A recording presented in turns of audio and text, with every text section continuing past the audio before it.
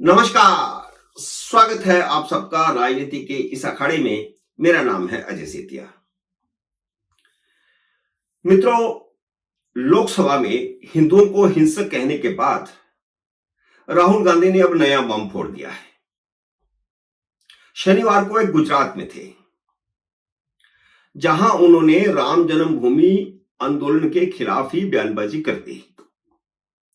उन्होंने कहा कि अयोध्या में भाजपा को हराकर राम जन्मभूमि आंदोलन को हरा दिया है, जिसे लाल कृष्ण आडवाणी ने शुरू किया था। पहली बात तो यह है कि यह फेक नैरेटिव है कि भाजपा अयोध्या में हारी है। अयोध्या नाम की कोई लोकसभा सीट ही नहीं है। अयोध्या विधानसभा सीट है और वहां से भारतीय जनता पार्टी का विधायक है। लोकसभा सीट का नाम फैजाबाद है और इस सीट में 5 विधानसभा क्षेत्र हैं।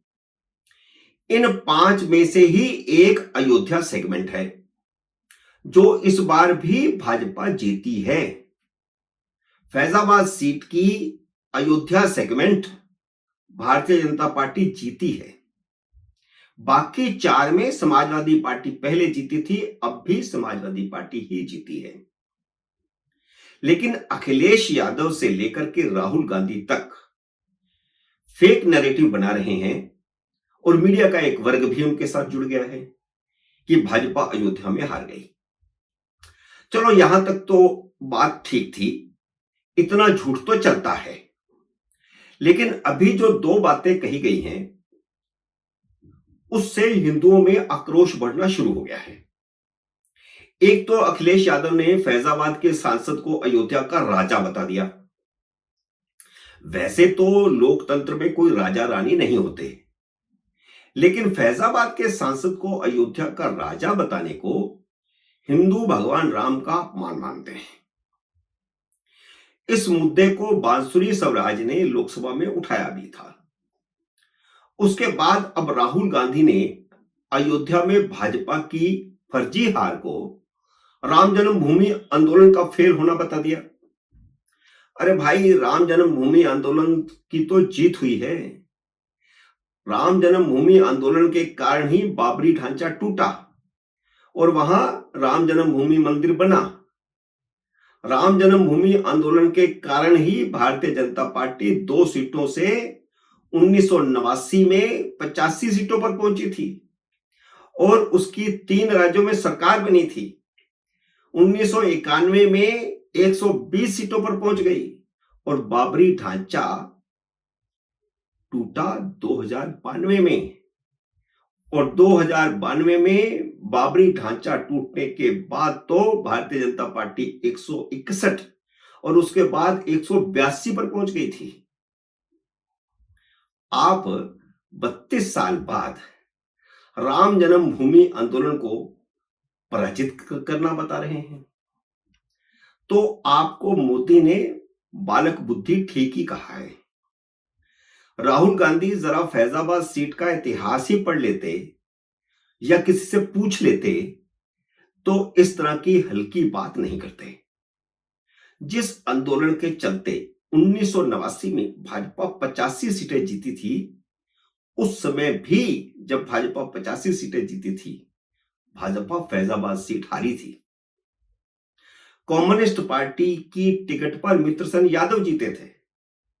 फैजाबाद सीट सिर्फ अयोध्या नहीं है, उसके बाद भी 1998 में जब भाजपा को देश भर में 182 सीटें मिली थी और अटल बिहारी वाजपेयी प्रधानमंत्री बने थे, तब भी उस सीट से समाजवादी पार्टी जीती थी। 2004 में वहां बहुजन समाजवादी पार्टी जीती थी। यह अलग बात है कि हर बार अलग अलग टिकट से चुनाव लड़कर जीते मित्रसेन यादव ही थे। एक बार कम्युनिस्ट पार्टी की टिकट पर, एक बार समाजवादी पार्टी की टिकट पर और एक बार बहुजन समाजवादी पार्टी की टिकट पर। और खुद कांग्रेस के निर्मल खत्री भी वहां से 2009 में जीत चुके हैं।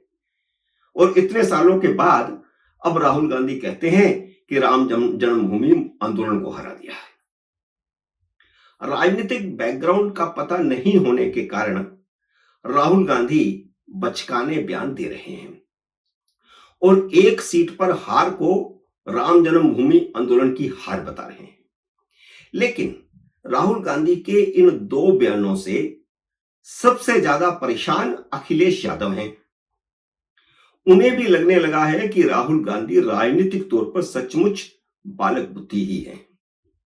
अखिलेश यादव इस बात को समझते हैं कि राहुल गांधी हिंदुओं के खिलाफ बोलकर हिंदुओं को भड़का रहे हैं। वह बड़ी मुश्किल से हिंदुत्व की राजनीति को तोड़कर जातीय समीकरण बना करके गाड़ी को पटरी पर लाए हैं, जो 2014 से पटरी से उतर चुकी थी।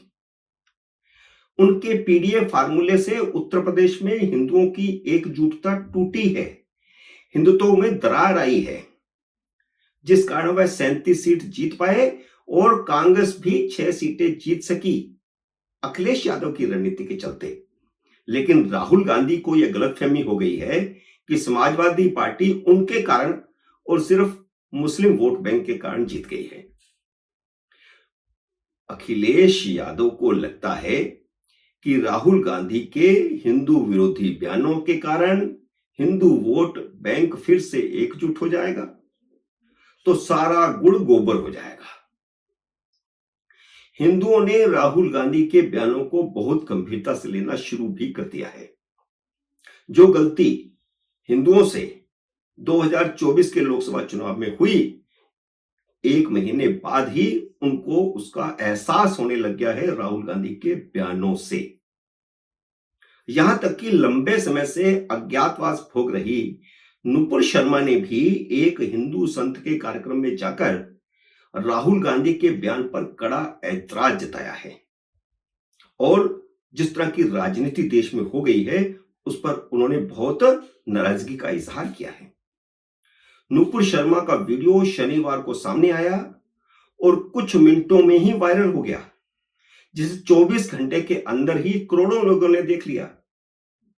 अखिलेश यादव को लगता है कि जैसे मोदी ने राहुल राहुल करके उन्हें नेता बना दिया और उनकी पार्टी यानी कांग्रेस पार्टी 52 से 99 सीट पर पहुंच गई, उसी तरह राहुल गांधी हिंदू हिंदू करके हिंदुओं को एकजुट करवाकर फिर से ध्रुवीकरण करवा देंगे और उनका पीडीए धरा रह जाएगा। तो सबसे ज्यादा इस समय राहुल गांधी की बचकानी हरकतों से, उनके बचकाने बयानों से अखिलेश यादव खफा है। वह इस शेर की सवारी से उतरना चाहते हैं। कैसे, कब उतरेंगे यह समय बताएगा, लेकिन इंडी अलायंस में राहुल गांधी के बयानों से दरार पड़ती साफ दिखाई दे रही है, क्योंकि उनके इन बयानों से सिर्फ अखिलेश ही असहज नहीं है, उद्धव ठाकरे भी असहज हैं। मित्रों, उम्मीद है मेरा ये वीडियो आपको पसंद आया होगा। इसे लाइक और शेयर कीजिए। अगर आपने मेरे यूट्यूब चैनल को अब तक सब्सक्राइब नहीं किया तो कृपया सब्सक्राइब करके अपना आशीर्वाद दीजिए। जल्दी मिलते हैं अगले वीडियो में किसी अन्य विषय के साथ। तब तक नमस्कार।